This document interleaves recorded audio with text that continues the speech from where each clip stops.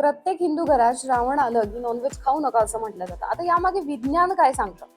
तुम्ही बघितलंच असेल की घराघरात एक गोष्ट आत्ता ऐकायला मिळतेच की श्रावणात नॉनव्हेज खाऊ नये.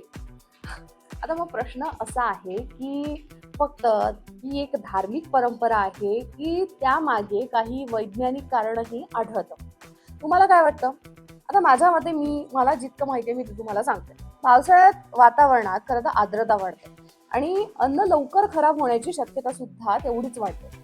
आता विशेषतः मांस, चिकन आणि मासे यासारख्या पदार्थाची स्वच्छता, साठवणूक आणि योग्य त्याला तापमानात ठेवणं हे खूप महत्वाचं असतं. पूर्वीच्या काळी काय व्हायचं की आजच्या सारखे जसे रेफ्रिजरेटर हे सगळीकडे सर्रास वापरले जातात तसे नव्हते. फूड टेस्टिंग आणि आधुनिक फूड सेफ्टी स्टँडर्ड्स तेही नव्हते. त्यामुळे पावसाळ्यात तुलनेनं साधं आणि ताजं आणि कमी जोखमीचं अन्न खाण्याची परंपरा निर्माण झाली. आता ही शक्यताही असू शकते. जसं आयुर्वेदात पावसाळ्यात पचनशक्ती कमी होण्याबद्दल सांगितलं जाते आणि काही विशिष्ट जड पदार्थ टाळण्याचा उल्लेखही आढळतो. तुम्हाला याविषयी काही जर नवीन माहिती असेल ना तर मला कमेंटमध्ये नक्की सांगा आणि मी बरोबर आहे की चूक हेही मला सांगा आणि ही रील शेअर करायला विसरू नका.